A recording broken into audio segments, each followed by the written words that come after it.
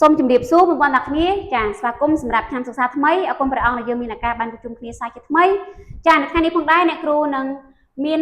មេរៀនមួយដែលដកស្រង់ចេញពីសៀវភៅ Family and Friends នៅក្នុងកម្រិត1ចាដែលយើងនឹងចាប់ផ្ដើមជាមួយគ្នានៅក្នុងមេរៀនទី1ចា Unit 1 What's this Lesson 1 Words ចាដែលយើងផ្ដោតសំខាន់ទៅលើការរៀន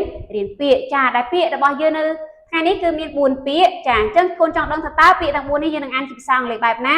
សូមគុណទាំងអស់គ្នារងចាំនៅបន្តិចទៀតយើងអ្នកគុណនឹងចាក់ត្រាក់គុណទាំងអស់គ្នាស្ដាប់បន្ទាប់ពីយើងស្ដាប់ហើយយើងអនុវត្តអានជាមួយគ្នាបន្ទាប់មកអ្នកគុណនឹងបកប្រែពាក្យជាភាសាខ្មែរហើយនៅអ្នកគុណមានរូបភាពយោងដើម្បីគុណទាំងអស់គ្នាកាន់តែងាយស្រួលយល់ច្បាស់អំពីពាក្យទាំង4នេះផងដែរចាតោះឥឡូវយើងស្ដាប់ជាមួយគ្នាសិន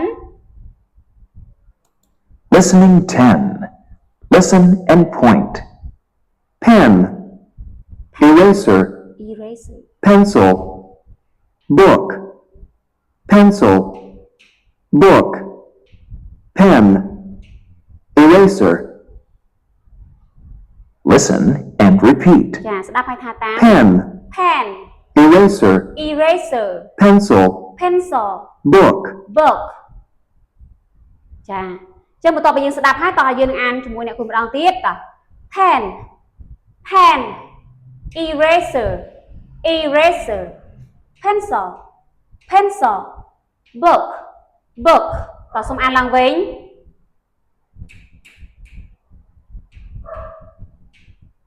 ចាអរគុណព្រះអង្គតបន្ទាប់ពីយើងបានអានហើយតោះចឹងកូនចាំថាពាក្យទាំងអស់នេះគឺអ្នកគ្រូដាក់វងកញ្ចក់ឲ្យអែនហ្នឹងមានន័យថាពាក្យទាំងអស់នោះគឺមានថ្នាក់ពាក្យជានាមចាចឹងពាក្យទាំងអស់នេះគឺយើងប្រើប្រាស់នៅណាដែរកូនចានៅក្នុងថ្នាក់រៀននេះគឺជាសម្ភារៈសិក្សាដែលដើមឆ្នាំនេះគឺសំខាន់មែនទែនលោកគ្រូអ្នកគ្រូបាន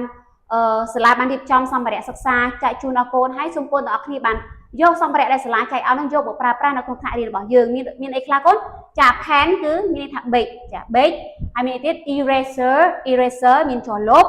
ចាបន្តមកទៀតមាន pencil គឺខ្មៅដៃចាមានដែកខ្មៅទេគឺខ្មៅដៃណាហើយចុងក្រោយគេគឺ book ដែលយើងមិនអាចខ្វះបានយើងត្រូវការ note សរសេរចាគឺសៀវ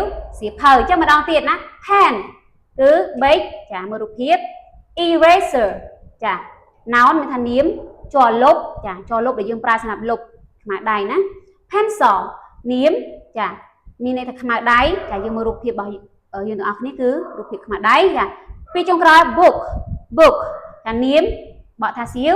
ភៅចាចឹងដើម្បីបងប្អូនទាំងអស់គ្នាអាចអានពាក្យទាំងអស់នេះបានត្រឹមត្រូវសូមព្យាយាមយកពាក្យដែលអ្នកគ្រូបានបង្រៀននៅថ្ងៃនេះទៅរៀនអាន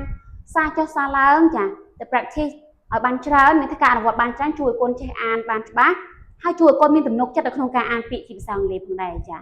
ចឹងកុំភ្លេចយកទៅរៀនបន្ថែមនៅផ្ទះហ្នឹងហាត់សរសេរពាក្យទាំង4នេះផងដែរដើម្បីកូនចេះទាំងអាននិងសរសេរបានត្រឹមត្រូវចាអរគុណព្រះអង្គសម្រាប់ពេលវេលានេះដែលកូនទាំងអស់គ្នាបានចូលរួមជាមួយអ្នកគ្រូហើយអ្នកគ្រូសង្ឃឹមថាកូនទាំងអស់គ្នានឹង